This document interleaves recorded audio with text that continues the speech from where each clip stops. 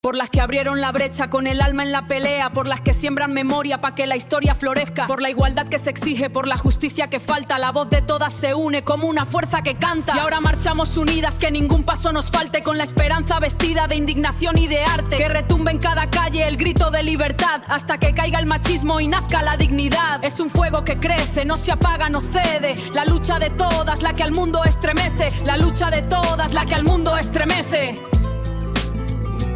Por las que abrieron la brecha con el alma en la pelea, por las que siembran memoria para que la historia florezca, por la igualdad que se exige, por la justicia que falta, la voz de todas se une como una fuerza que canta. Te doy la bienvenida al episodio número 9 de la Jornada de la Mujer, de Cositas de Niños. Hay palabras que escuchamos todo el tiempo, pero que pocas veces nos detenemos a analizar de verdad. Igualdad, equidad, derechos. En el discurso público parecen conceptos claros, pero en la vida real no siempre lo son. México reconoce en la Constitución la igualdad entre mujeres y hombres. Ha firmado tratados internacionales como Belén do Pará, la CEDAW, que no son solo compromisos diplomáticos, sino obligaciones jurídicas para prevenir y erradicar la violencia. Y sin embargo, las cifras siguen incomodando, porque de nada sirve que la ley diga que somos iguales si al salir a la calle el sistema nos muestra lo contrario. ¿De qué sirve el reconocimiento del derecho si el Estado no logra garantizarlo? ¿Es la igualdad en México una realidad que se vive o una promesa que nos seguimos repitiendo cada marzo, entre moños morados y edificios iluminados? Este episodio es fundamental porque marca la primera colaboración con la Comisión Estatal de Derechos Humanos de Veracruz, y tengo el privilegio de conversar con Geraldine Sánchez. Geraldine es abogada especializada en derechos humanos y actual jefa de la Unidad para la Igualdad de Género de la Comisión Estatal de Derechos Humanos de Veracruz. A lo largo de su trayectoria ha trabajado en investigación aplicada en derechos humanos, en el análisis de estándares internacionales y en la sistematización de la jurisprudencia del Sistema Interamericano de Derechos Humanos.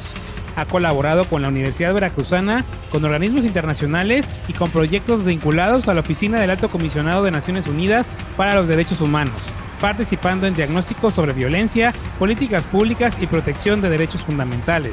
Su trabajo también ha estado ligado a instituciones clave del Estado de Veracruz, como el OPLE, la Comisión Estatal para la Atención y Protección de Periodistas y la propia Comisión Estatal de Derechos Humanos. Cuenta con formación académica en Derecho por la Universidad Veracruzana, estudios avanzados en Derechos Humanos y Derecho Internacional Humanitario por American University Washington College of Law, además de especializaciones y diplomados en Género, Derechos Humanos y Juicio de Amparo. Su compromiso con la defensa de los derechos humanos ha sido reconocido con el Premio Estatal de la Juventud de 2016 en la categoría de Derechos Humanos. Hoy cuestionamos el discurso oficial para hablar de lo que ocurre cuando las leyes se encuentran con la realidad. Hablamos de la deuda que hay con millones de mujeres en este país, porque la igualdad no se mide en discursos, se mide en oportunidades, en protección y en justicia. Pero antes de continuar con este episodio, quiero recordarte que si te quieres suscribir aquí al canal de YouTube de Cositas de Niños, lo puedes hacer aquí debajo dándole clic y activando las notificaciones para que no te pierdas ninguno de los episodios que subamos a este canal de YouTube de Cositas de Niños. De igual forma, si nos ves o nos escuchas en plataformas de audio, te puedes suscribir. No olvides compartir y darle like a este episodio para que más personas puedan verlo y escucharlo, y así podamos lograr el propósito de visibilizar y cuestionar estos temas. Pero sin más, te doy la bienvenida al episodio número 9 de la Jornada de la Mujer de la 7ª temporada de Cositas de Niños. Hey, escucha, ven pa' acá. Somos cositas que nadie va a callar. Rompiendo tabúes nos vamos a desatar.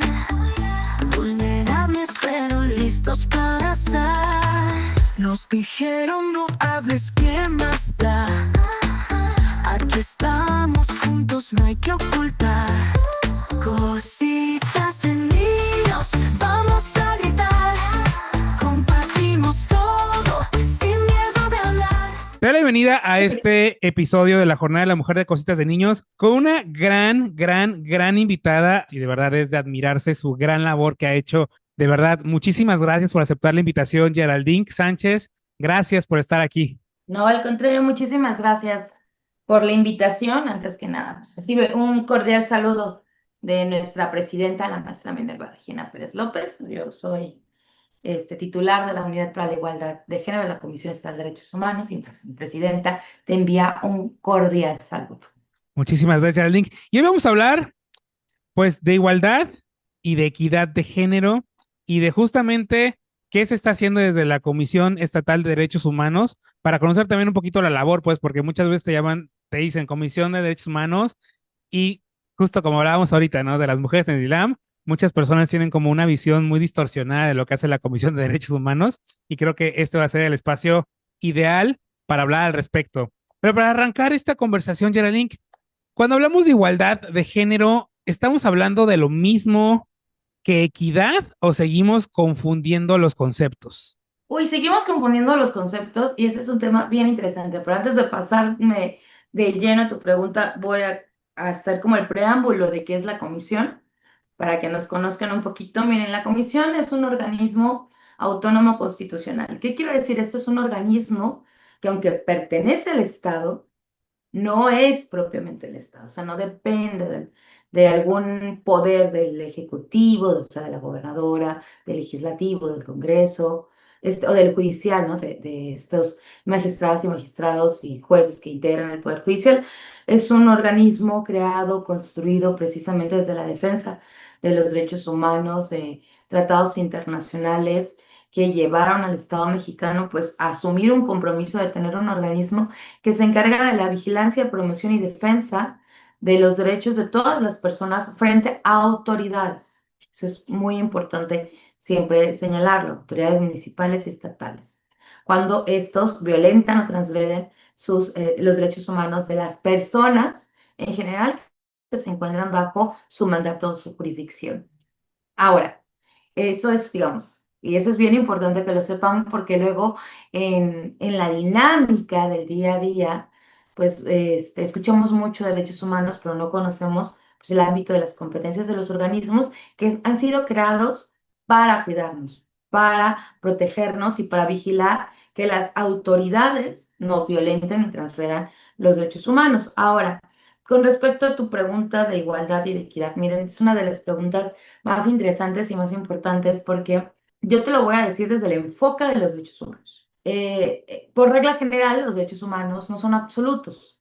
Esto quiere decir que permiten cierto grado de restricciones, ciertos límites y eso está bien dentro de dentro de un estado, pues armonizado con reglas, instituciones, con leyes. Sin embargo, hay un puñado de derechos que son conocidos por sus propias categorías, que no solamente es un derecho, sino que es un principio, es decir, permea todos los andamiajes del cómo se conforma el Estado, de todas las instituciones, y por la propia naturaleza de estos derechos, son conocidos como normas jus cogens, es decir, normas de carácter imperativo, normas que las autoridades, los estados, no pueden decir, ay, es que yo desconocía y por eso actué de esta manera.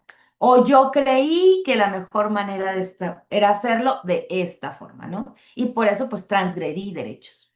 Estas normas son un blindaje para la población y son normas y derechos muy contados. No todos los derechos entran en esta protección especial.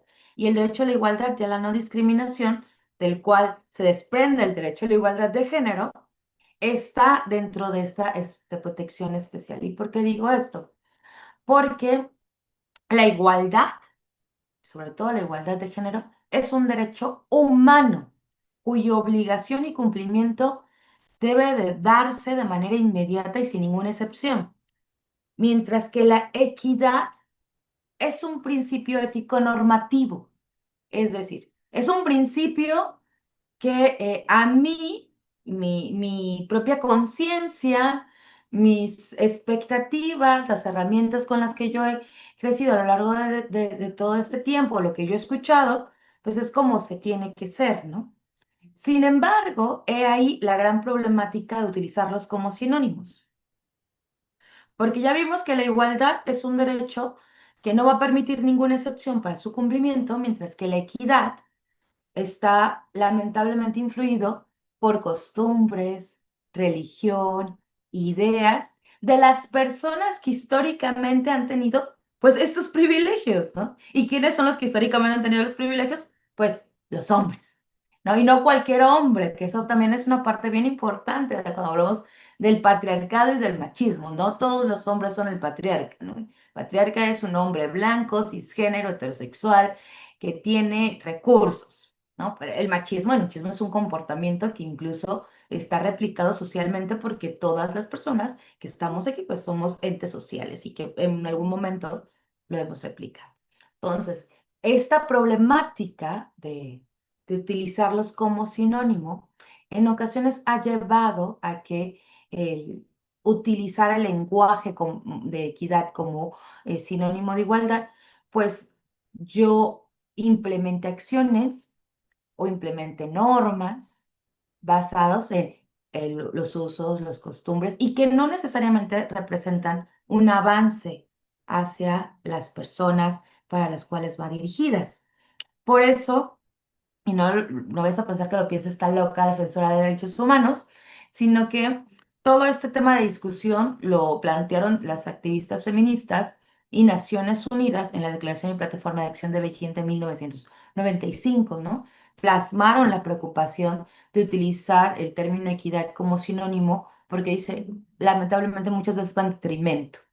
Entonces, muchos de los organismos de Naciones Unidas pues siguen utilizando el término igualdad de género, bueno, o mencionan que el término adecuado y preferido por Naciones Unidas pues es igualdad de género. ¿Qué pasa? Que tenemos una construcción muy errónea del derecho a la igualdad, en donde creemos que el derecho a la igualdad es como nos lo enseñaron en matemáticas, ¿no? O en matemáticas básicas, 2 más 2 es igual a 4. Entonces dices, ah, pues la igualdad es que Víctor sea similar a mí, cuando realmente el derecho a la igualdad es un derecho humano tan hermoso y tan precioso que dice, a ver, Víctor es diferente, Geraldine es diferente, les tienen toda una gama de diferencias de comportamientos, físicamente son diferentes, pero ojo, que toda esta gama, todos estos colores, no deben de ser un obstáculo para que ejerzan los mismos derechos humanos. Y ojo, cuando hablamos de igualdad también nos hablamos de esta cara negativa que habla de no discriminación y hay que aterrizar. No todo trato diferenciado es discriminatorio. Entonces, habrá un trato diferenciado que tiene una base clara, objetiva, razonable y que persigue un fin legítimo, y eso por sí mismo es un elemento de la igualdad. Y no es que la equidad esté peleada con la igualdad, sí, la equidad se necesita, porque sí se necesita. A través de la equidad hemos construido acciones afirmativas, hemos puesto estos famosos cajoncitos para nivelar, ¿no? Pero la igualdad es más profunda. La igualdad dice, no me conformo con los cajones, yo quiero derribar la barda que impide que las personas ejerzan sus derechos. Si tengo que modificar costumbres, las modifico. Si tengo que modificar patrones, se modifican. Si tenemos que hablar de cosas que nos incomodan, el derecho a la igualdad dice, hagámoslo. Y por eso es tan importante que en el marco del 8M apostemos por un uso adecuado del lenguaje, porque el lenguaje discrimina y el lenguaje separa. Y entonces ya sabemos que desde el enfoque de los derechos humanos, el término adecuado, idóneo y efectivo, le decimos, es igualdad de género. Es el reconocimiento de que todas las personas somos diferentes, pero que esas diferencias no deben de ser un obstáculo para el ejercicio de nuestros derechos. No busca la igualdad de género un sujeto único universal o un sujeto único neutro, sino el reconocimiento de todos estos tapices. Desde su experiencia en México, la igualdad es meramente un principio constitucional de derechos que se vive o sigue siendo una aspiración discursiva. O sea, y en este sentido, ¿existe una brecha entre la igualdad formal ante la ley y la igualdad real en la vida diaria? Sí, sí, vaya. A ver, tenía una maestra de mi especialidad, que una gran feminista argentina que se llama Dora Barranco. Y la doctora Dora siempre nos decía, porque estábamos como un grupo conformados con muchas juventudes de muchas nacionalidades, y nosotros siempre súper pesimistas de, no, todo lo que hemos avanzado, todo lo que estamos avanzando, vemos en retroceso, sobre todo en Argentina, ¿no? Por todo lo que ha pasado. Y ella nos decía, a ver, calma, calma, jóvenes, creo que es importante que no perdamos de vista algo. Hemos avanzado. O sea, sí estamos mejor que ayer, pero no estamos en el mundo ideal. Y eso es algo que duele. Y también algo que se vincula con la pregunta anterior. Tanto la igualdad de género no busca un sujeto único universal, y mucho menos que el sujeto único universal sea este patriarca, ¿no? Este hombre cisgénero, sexual, blanco, rico, ya lo platicamos, sino que también nos reconoce que entre las propias mujeres hay grandes diversidades, no somos muchas mujeres diversas, y lo platicábamos al inicio con estas compañeras que practican el Islam y que aparte lo practican y son feministas islámicas, y eso me parece algo sumamente importante hablarlo, porque también cuando hablamos de igualdad formal y de igualdad real, pues las leyes están ahí y están muy bonitas. Y habrá mujeres que se han logrado poder tocar, ¿no? Estas leyes en su realidad, sobre todo aquellas mujeres que no son atravesadas por otros grupos que le oprimen, ¿no? Como mujeres indígenas, mujeres afro, mujeres rurales, mujeres adultas mayores. Entonces, sí, sí se ha habido un grupo, o sea, sí podemos decir, sí se ha habido un grupo en el cual se ha visto mejora. Sin embargo, no es el mundo ideal. Y si a ese grupo le empezamos a poner más capas de complejidad, como estas realidades que también les son atravesadas que platicábamos, pues nos damos cuenta que goce y disfruta de su derecho, se va haciendo más chiquito y más chiquito y más chiquito. Entonces, es claro que al día de hoy no hemos llegado a esta igualdad real, es decir, esta igualdad tangible en nuestro día a día, en la cotidianidad, en donde podemos decir, uff, ya llegamos a esta famosa igualdad sustantiva, ¿no? Que es la igualdad real más la igualdad formal, es decir, la igualdad que está en las leyes, más nuestra igualdad cotidiana, más la eliminación de la discriminación, que esa es la famosa igualdad sustantiva, la aspiración, porque si hubiésemos llegado a ese punto, pues no tendríamos al día de hoy que estar hablando, discutiendo del sistema de cuidados, ¿no? Que es la mira de la discusión del sistema de igualdad de género actual. Eh, por ejemplo, a mí me da mucha esperanza ver las proyecciones que realiza luego el Banco Mundial en un proyecto que tiene sobre monitorear la paridad en todo, ¿no? Que también hemos escuchado a lo largo de estos últimos años. Y dices, bueno, pues no estamos tan lejos, 2080, güey, ya estamos hablando de casi 53 años, tal vez me toque verlo, ¿no? Pero dices, sí, pero ¿para qué mujeres?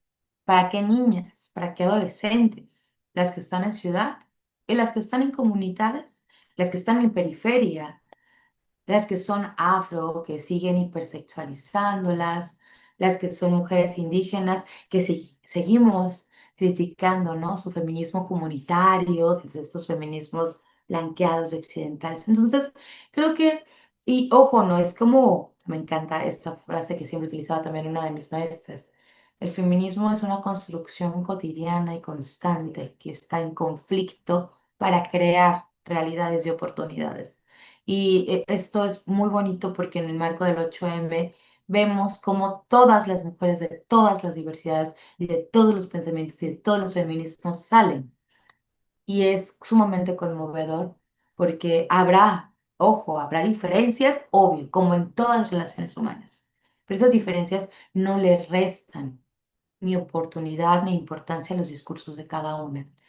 Porque le digo, como el meme de Ares y de la caricatura de Hércules, ¿no? ¡Ey, compas! El enemigo está allá, el enemigo es el patriarcado.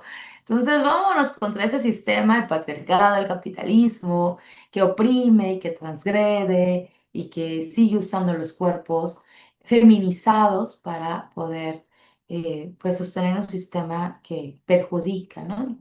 Entonces, pero yo creo que el mensaje no debe de ser tan devastador o tan negativo, sino todo lo contrario. Creo que es algo muy bonito observar cómo estas nuevas generaciones están pues involucrándose, porque el relevo generacional es fundamental, mucho más en un espacio de redes sociales en donde discursos conservadores que van en contra incluso de los derechos humanos, pues están tomando mucha fuerza. Y aquí es bien importante porque la libertad de expresión también tiene límites. Entonces, aquellos discursos que afectan, que llaman a la violencia, a la discriminación, pues no pueden ser pues tolerados ni mucho menos pues impulsados. Y esta dinámica de las juventudes, aunque me veo joven, ya no soy tan joven, este, me encanta. Empecé muy chica, empecé a los 19 años, tengo 19 años dedicándome a esto, entonces para mí ya también hay momentos en los que le digo, jefe, estoy cansado, ¿no? O sea, ya necesitamos que las nuevas generaciones también empiecen a empujar, pero este empuje también con argumentos, con toda esta energía que trae la juventud y que me encanta para construir, porque necesitamos construir puentes de comunicación, necesitamos construir formas en las que podamos, es decir, lo vamos a lograr, o sea, sí lo vamos a lograr. No pronto, pero algún día lo vamos a lograr, pero para eso es importante no bajar el ritmo. ¿Y cuáles son, para que quienes nos escuchan, quienes nos ven, tengan una idea, las principales formas de desigualdad que enfrentan hoy las mujeres en México? Y, pues, ¿usted qué piensa? ¿La desigualdad en México es principalmente cultural o es una falla estructural del sistema, un error en la Matrix? Uy, qué excelente pregunta. Mira, creo que hay muchos rubros en donde a todas las niñas, adolescentes y mujeres de todos estos grupos sociales, nosotros le llamamos de variación bicultural humana, lo que conocíamos anteriormente como raza, es, les son atravesadas, ¿no? Que son la educación, el trabajo, la violencia obstétrica, que es un tema que está teniendo muchísimo empuje. Y en el trabajo cuando hablamos de pues a las mujeres se les sigue pagando menos, alrededor del 20% en México, que a los hombres por el mismo puesto y la misma cantidad de trabajo. Y aparte, hay un fenómeno que se está documentando en donde las mujeres estamos sobrecalificadas. Es decir, las mujeres estamos en el mismo puesto que nuestros pares hombres, pero las mujeres tenemos muchos más estudios porque históricamente pues, el espacio público, el espacio laboral, pues era un coto vetado para las mujeres. Ojo, no para todas las mujeres. Como volvemos a este mismo punto, para las mujeres de clase media alta. ¿Por qué? Porque existía la idea del hombre proveedor. Las mujeres de clase baja, clase trabajadora, pues desde toda la vida han tenido que salir a chambear en condiciones ínfimas, ¿no? Un claro ejemplo tenemos las sufragistas y cuando las empezamos a ver con estos lentes multifocales del interseccionalismo, pues empezamos a darnos cuenta que la realidad de la mujer que era esposa del senador no es la misma de que las mujeres que estaban en la fábrica exigiendo mejores condiciones laborales y algo que ahorita nos suena como impensable, pero que hablamos de las guarderías. Entonces, porque estamos aterrizando ahora en el sistema de cuidados. Las mujeres, la pandemia nos quitó muchas cosas y también nos dejó otras grandes enseñanzas. Y entre estas grandes enseñanzas fue el sistema de cuidados. Que mientras las mujeres se encargaban de la casa, seguían trabajando a distancia, veían a las y los enfermos. Entonces, dices, a ver, y no era la misma realidad para los pares, ¿no? Entonces, dices, la proyección dentro de 20 30 años, sobre todo para las personas de mi generación, es que pues ya no hay hijos o ya no hay tantos hijos. Ya el sistema económico también está como, porque estos relevos generacionales son los que mantienen las siguientes generaciones. Entonces ahorita, si ya empezamos a dejar de tener hijos, ¿quién nos va a mantener, no? Entonces hay que empezar a prever este sistema de cuidados de personas adultas mayores, porque ya lo estamos viendo, el tema de que se desarrollan varios tipos de enfermedades de salud mental, que la OMS hoy dice que va a ser la salud mental el mayor nivel, la mayor discapacidad de las personas en el futuro, en el 2030. Estamos hablando de 4 años, ¿no? Entonces, creo que todas estas esferas sí son importantes de visibilizarlas, de sigue habiendo grandes brechas, pero también la discusión es qué va a pasar con las que cuidan y los que necesitan ser cuidados. Entonces, en este sistema tenemos que sentarnos y no solo mirarnos como lo que somos hoy, ¿no? Jóvenes, sino también como lo que vamos a hacer mañana. Personas adultas que van a requerir y que lamentablemente sobre quién recae el sistema, sobre las mujeres en su gran mayoría. Entonces el sistema de cuidados es uno de los grandes retos, pero estamos a tiempo. Todavía no está todo perdido, diría Mercedes Sosa, ¿no? O sea, todavía no todo está perdido, aún podemos poner nuestro corazón en construir estas circunstancias. Y ojo también, que esto no quiere decir que romanticemos los sistemas de desigualdades, sino también ser más empáticos y verlos desde nuestros privilegios. Que mi realidad es de una mujer joven profesionista, este, si quieres, afrodescendiente, pero no con el fenotipo afro, que no es lo mismo que el de mi prima, ¿no? O de mi hermana, bueno, mi hermana no tengo hermanas, pero de mi prima, o de una amiga, de una compañera, que igual pueden ser mujeres afro, con el fenotipo, que no tuvieron la oportunidad o el privilegio de estudiar y que tienen 2 o 3 hijos y que dices, a ver, mientras tú me estás hablando tal vez de luchar en una contienda política, mi preocupación es que el padre de mis hijos es que me pague pensión alimenticia, ¿no? O que sea corresponsable del cuidado de estos dos menores de edad que requieren atenciones, porque yo estoy volcada al 100% a la crianza y pues él nada más paga, pero pues pagar no es nada más la responsabilidad del progenitor, ¿no? Entonces, es importante empezarlo a mirar desde estas otras aristas, entender o comprender las narrativas de estos grupos sociales, sobre todo el tema de la violencia obstétrica tampoco es lo mismo para todas las mujeres.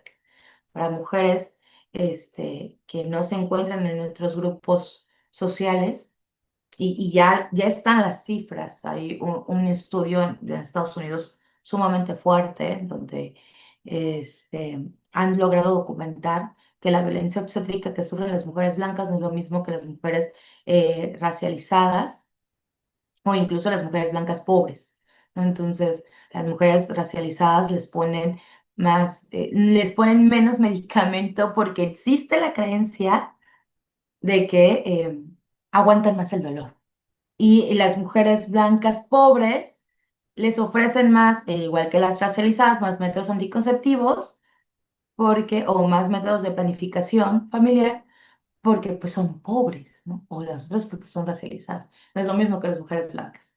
Entonces, es importante hacer esta mirada diferencial, caso por caso, pero encontrar el discurso común. Y con respecto a tu pregunta, sobre todo en México, este, bueno, México tiene una herida muy fuerte que seguramente ya lo has platicado en algunos podcasts que hablamos sobre campo algodonero, ¿no?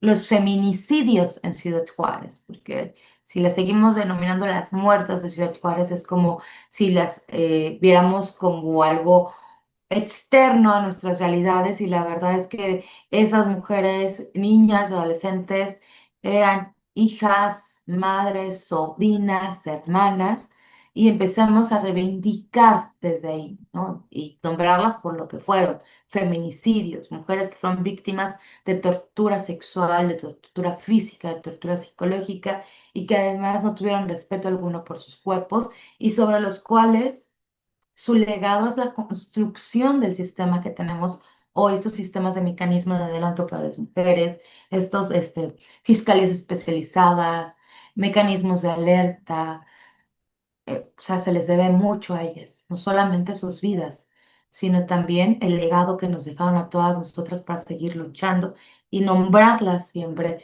es una manera de traerlas a la memoria de las personas que aún no saben qué fue lo que pasó en Ciudad Juárez. Y bueno, lamentablemente en México actualmente la mayoría de los casos que conocen los organismos internacionales de derechos humanos tienen que ver con la violencia contra las niñas, adolescentes y mujeres en nuestro país. Y creo que no es un problema de México. Eso es algo que también tenemos que tenerlo claro. Es un sistema que está permeando en prácticamente todos los países del mundo.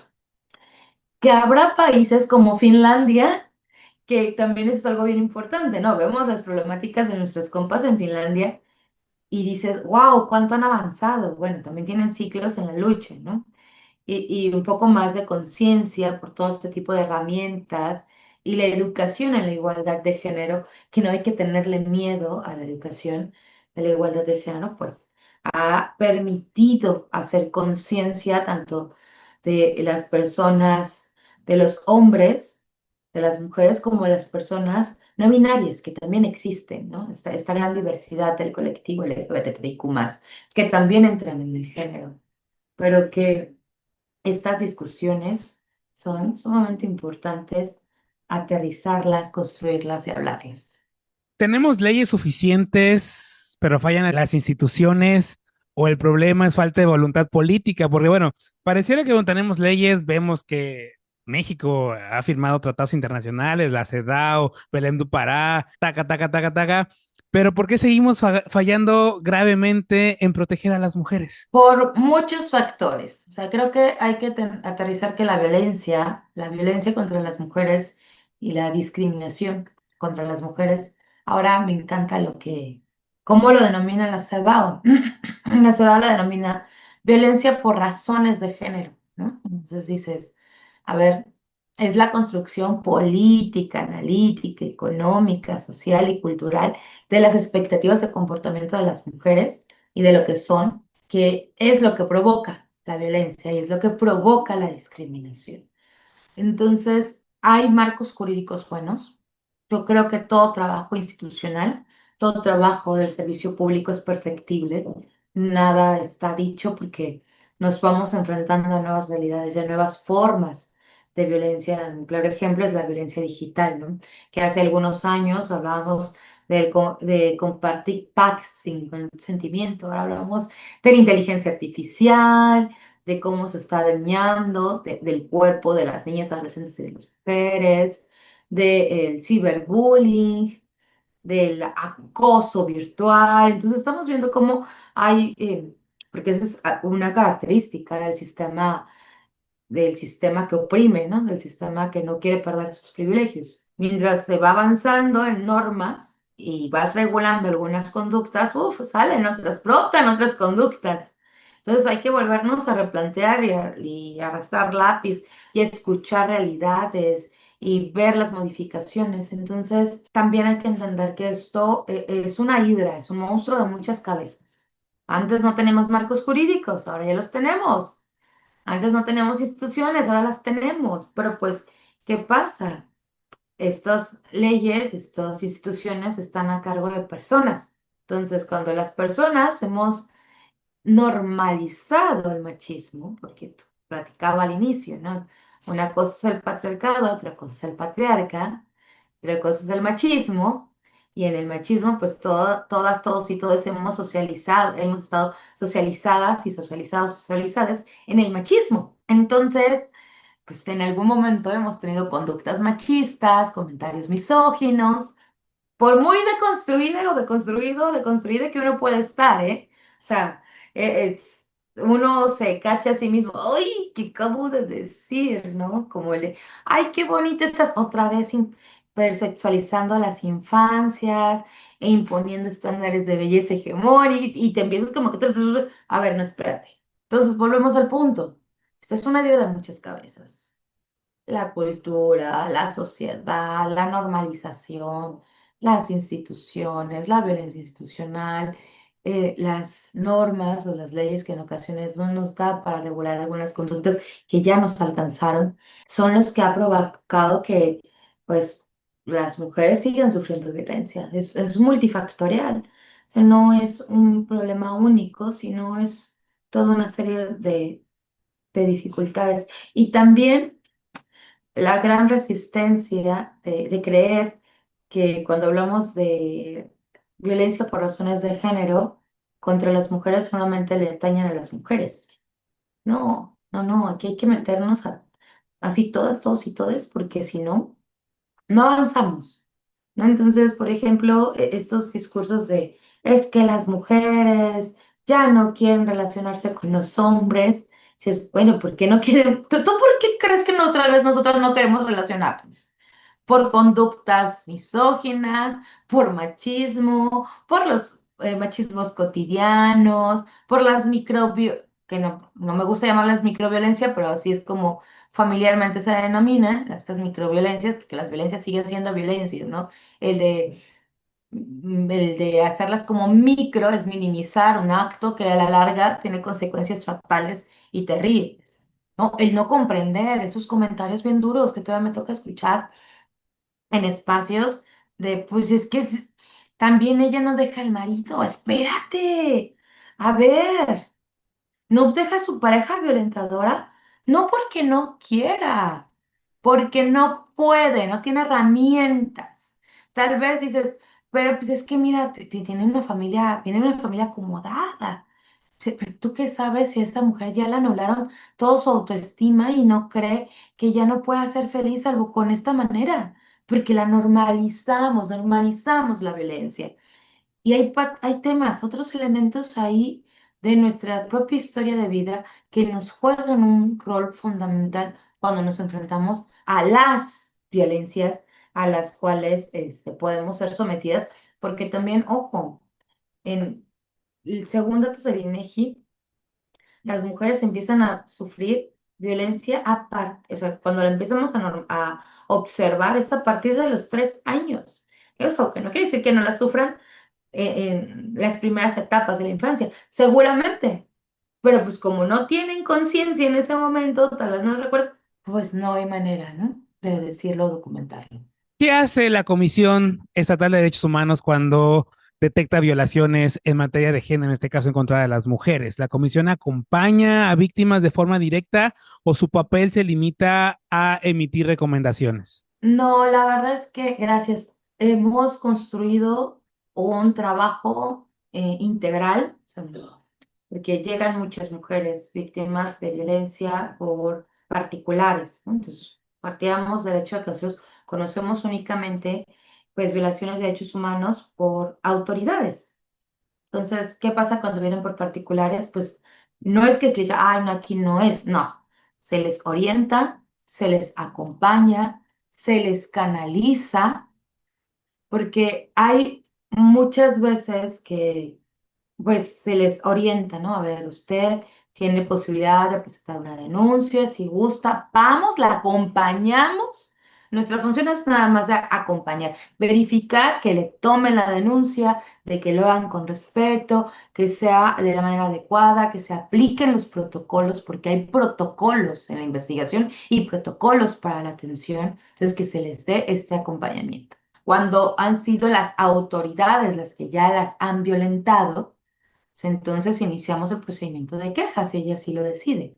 Y ojo, en todos los casos, en todos, tanto de acompañamientos y como en las de quejas, se les ofrece la gestoría o la canalización para atención psicológica. Eso para nosotros es fundamental, forma parte de la manera en la que trabajamos, porque, miren, el sistema fue creado por hombres, ¿no? Entonces, sobre todo cuando hablamos del sistema jurídico. El derecho, eh, su antecedente, sobre todo el derecho mexicano, sus antecedentes, el derecho romano. En el derecho romano hablamos de esta figura del patriarca, por eso siempre, entonces, que el patriarca era el que dominaba a toda la familia. Y las mujeres ni siquiera eran personas, éramos cosas. Cuando me tocaba mi clase de Derecho Romano y decían res, yo decía, y me imaginaba, o sea, de las mujeres, imagínense, ¿no? Fuiste como, que decían en romano res, y yo me imaginaba una vaca. Entonces decía, ay, no, o sea, sí, ni siquiera a algo pues humano éramos catalogadas. Entonces, esta es la base de nuestro sistema jurídico, que ha tenido modificaciones, que ahora tenemos los derechos humanos, que la reforma constitucional, etcétera, etcétera, etcétera. Pero la raíz del derecho, la raíz de las instituciones, la raíz del sistema mexicano sigue siendo el derecho romano. Entonces, un sistema que desde un inicio no fue pensado, creado para nosotras o para los otros grupos de la población LGBT, dices, es obvio que no van a tener pues esta sensibilidad de entender la violencia. Entonces son procesos largos, poco complejos, cansados, porque uno dice, pero si ya me atreví después de 15 años venir y presentar la denuncia, ¿por qué no van y lo agarran? ¿No? Y es el momento de explicarles, a ver, es que hay un proceso de investigación. Hay que hacer esto, esto, esto. Usted tiene que tener una asesora jurídica. La asesora jurídica se va a encargar de esto, esto y esto. Y si hay hijos o personas que requieren cuidados, pues volvemos a poner estas capas de complejidades. Entonces, hay mucho temor del propio procedimiento de que no puedan, pues, tener estas herramientas para poderlo afrontar. Y la terapia es una de esas herramientas fundamentales para afrontar. Desde el reconocerse que son sobrevivientes de violencia, que la violencia escala, siempre escala. Y una vez que dices, logras salir tal vez a tiempo antes de llegar a ese punto final, entonces sobreviviste. Y la mejor manera es trabajarlo para que les den estas herramientas de afrontamiento, tanto el proceso jurisdicción, tanto el proceso administrativo en fiscalía, el procedimiento de queja en la comisión o el juicio. Entonces, ese es un elemento clave. Por eso, quien venga y nos diga, saben que sufrí violencia, tenemos diversas, no le llamamos protocolos porque un protocolo en ocasiones es demasiado extenso y luego no los leen, esa es otra realidad. Pues sí, a ver, conozco y no voy a echar ni quemar instituciones, pero hay protocolos de 100, 200 páginas y para las personas que estamos en el servicio público, donde el trabajo es impresionante, dices, estas 200 páginas me las voy leyendo de 10 en 10 en 10 en 10 en 10 en 10, de que cuando termina, entonces necesitamos acciones rápidas, claras, concretas, inmediatas. Entonces, nosotros tenemos guías para mujeres que vienen en tal situación, mujeres que vienen en tal situación, y así es como empezamos a hacer la canalización, porque también lo decía, cada caso es único y requiere un estudio particular. ¿Cuáles son las funciones más importantes de la unidad de igualdad de género? Se lo pregunto porque porque me he topado con muchos hombres principalmente a lo largo de estos años que he hecho la jornada, que salen con, igualdad de género, ay, no sé qué, ok. ¿Cuál es la función de la unidad de igualdad de género? Pues para que entiendan la relevancia, pues, porque a veces la gente piensa que, ay, sí, ya están en la modita esa de la igualdad de género, porque también dicen discursos conservadores de que es una modita.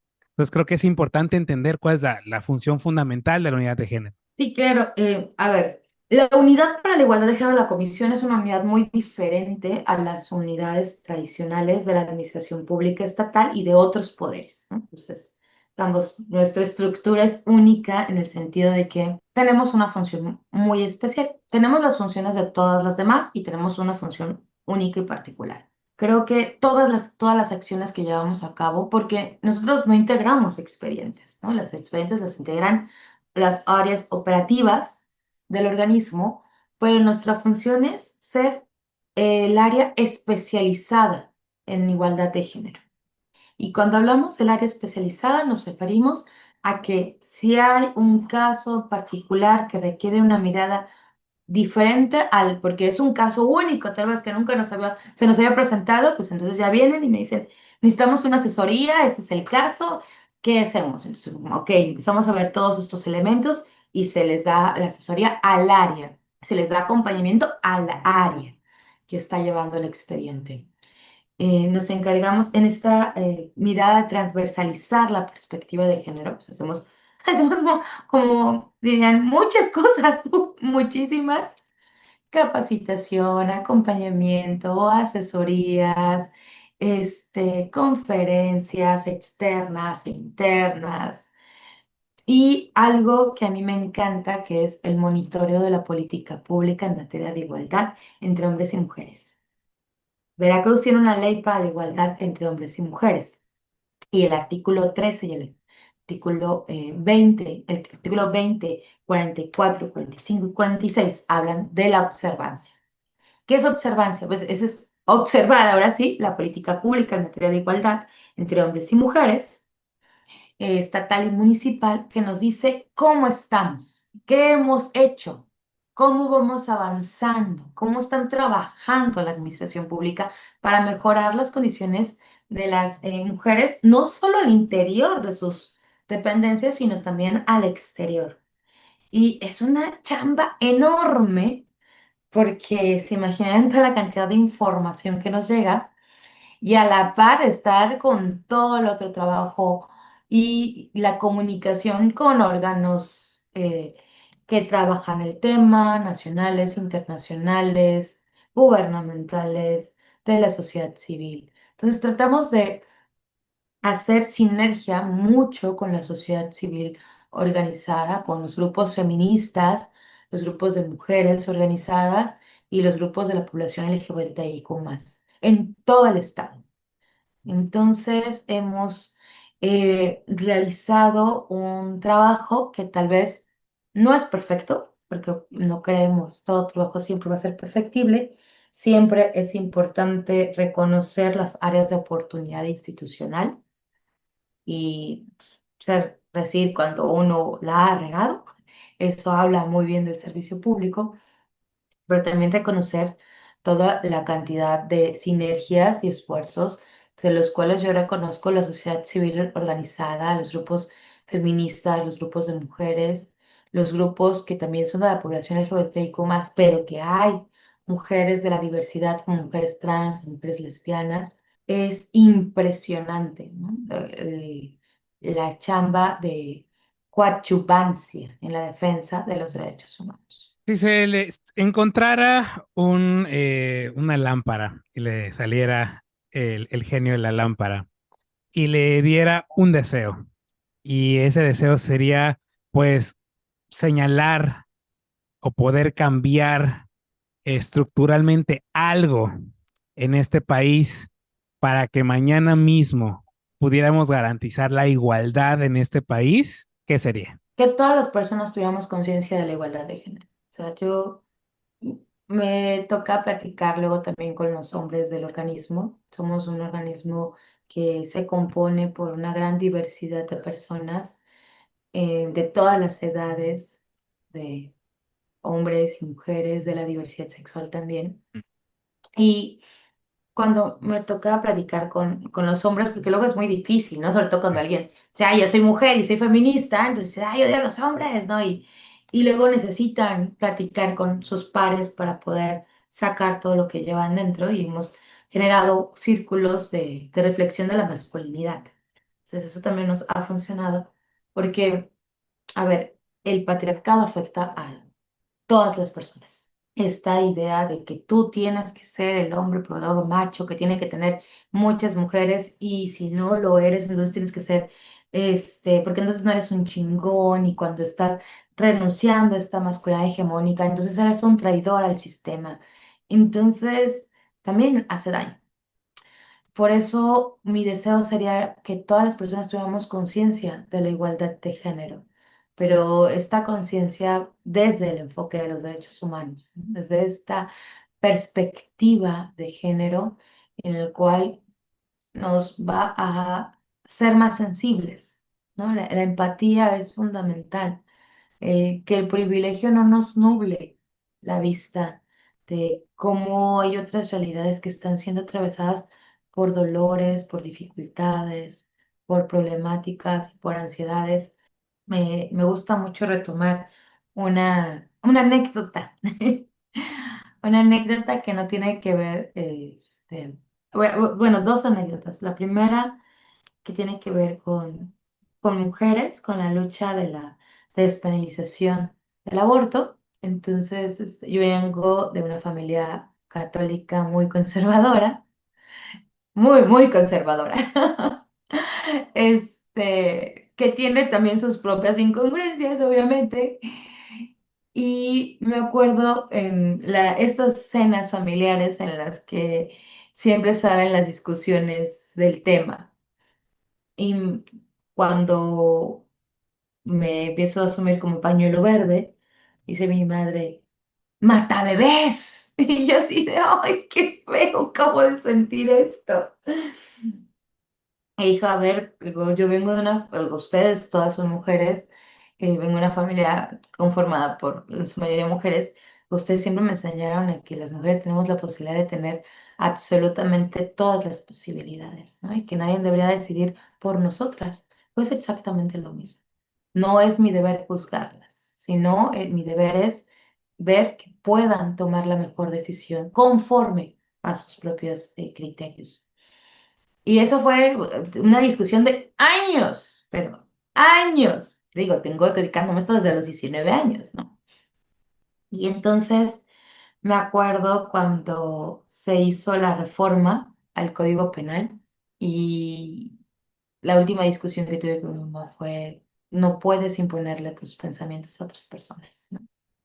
Sobre todo este en específico. Porque luego decía, ay, entonces, ¿por qué si quieren imponernos las feministas su pensamiento? Porque estamos hablando de discriminación. La discriminación ya dijimos que no tiene cabida en este discurso jurídico y en las sociedades.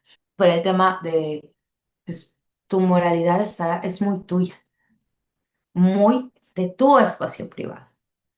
Y me acuerdo cuando mi mamá me marcó y me dijo, lo lograron, hija. O sea, las mujeres ya no van a morir en, pues en abortos clandestinos. Y, mira, cala la gramita. Pero fue un proceso de educación y de conciencia, ¿no? Y el otro tiene que ver con la población LGBT y tiene que ver mucho con el ballroom. Me gusta, porque para las personas que no lo sepan, el ballroom tiene un contexto social y de lucha bien interesante que se da en Nueva York, precisamente en poblaciones latinas y racializadas. Es cuando yo no conocía toda la historia del ballroom. Todo el mundo me dice, ay, pues nada más hacen poses y bailan. Y digo, no, no, es toda una cultura muy bonita y muy interesante.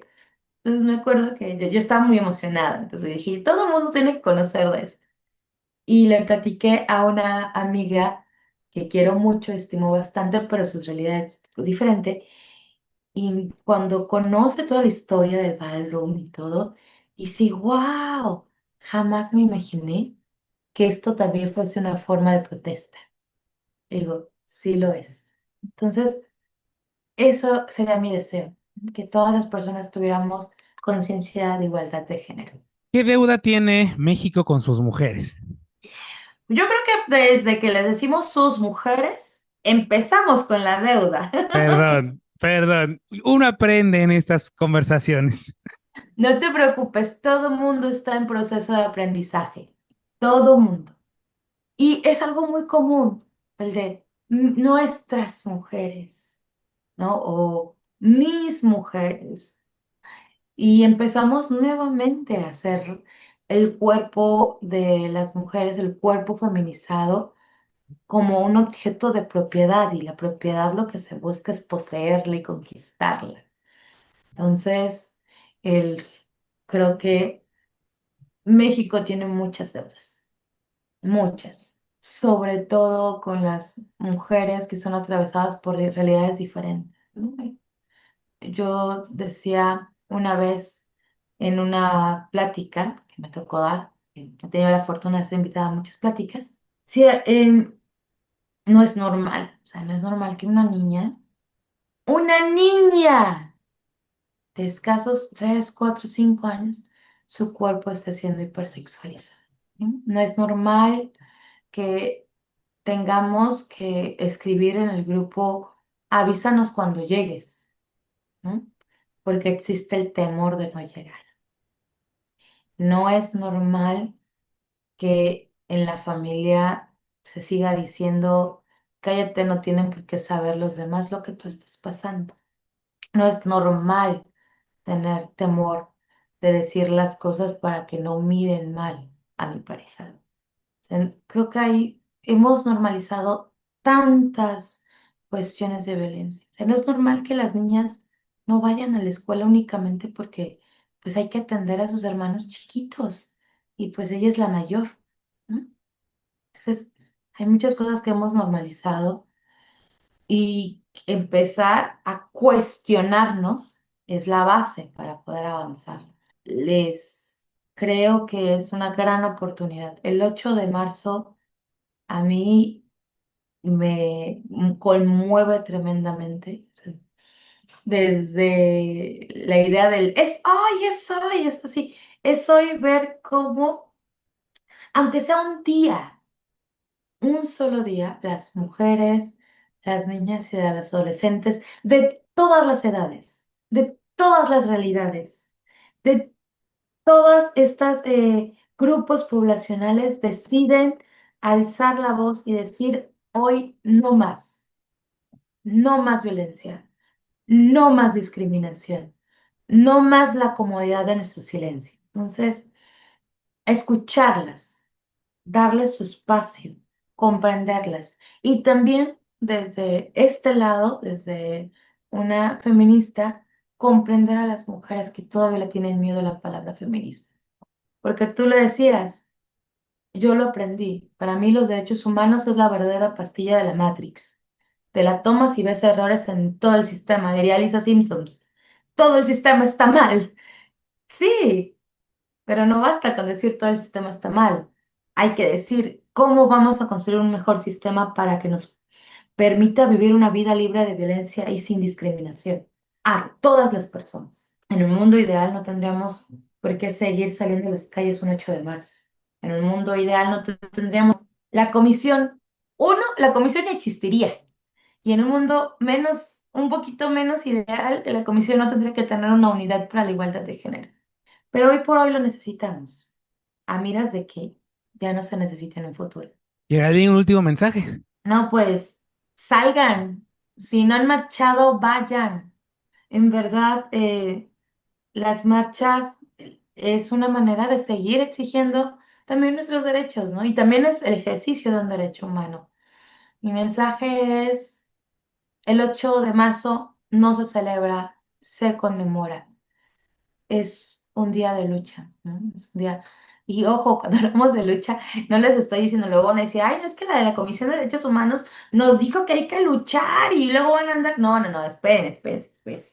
Cuando hablamos de lucha es hablemos de este discurso desde cada espacio, cada granito de arena es indispensable, es fundamental para poder construir un mundo más igualitario. Necesitamos que todas, todos y todas se sumen en la defensa y promoción de los derechos humanos. En verdad, necesitamos más personas defensoras de derechos humanos. Geraldine, sus redes sociales. Sigan la Comisión Estatal de Derechos Humanos de Veracruz en Facebook. Me parece que ya tenemos Instagram, pero si no, nos pueden seguir por Facebook y por X. Ahí están prácticamente todos los acontecimientos, los eventos, la información, cursos que da la comisión. Si desean poner una queja, si tienen dudas, si quieren una orientación, ahí vienen los números del organismo, pero síganos, por favor. Es muy importante que se mantengan también informadas, informados, informadas. Y un mecanismo de difusión es la página de la Comisión Estatal de Derechos Humanos de Veracruz en Facebook y en X. Geraldine, de verdad ha sido un honor y ha sido una gozadera esta conversación. De verdad, muchísimas, muchísimas gracias. Yo quisiera comprometerla a otro episodio más adelante porque se quedaron muchas preguntas en el tintero y De verdad, gracias por este espacio. Sé que es una mujer muy ocupada y que nos haya dado este espacio pues para platicar de este tema tan importante, pues para mí significa demasiado, de verdad. Muchísimas, muchísimas gracias. No, al contrario, el gusto y el placer es nuestro, en verdad. Esas cositas de niños. Gracias por acompañarme en este episodio. En el siguiente hablaremos sobre violencia, un episodio por demás complicado. No olvides seguirnos en nuestras redes sociales y compartir y darle like a este episodio para que el mensaje llegue a más personas.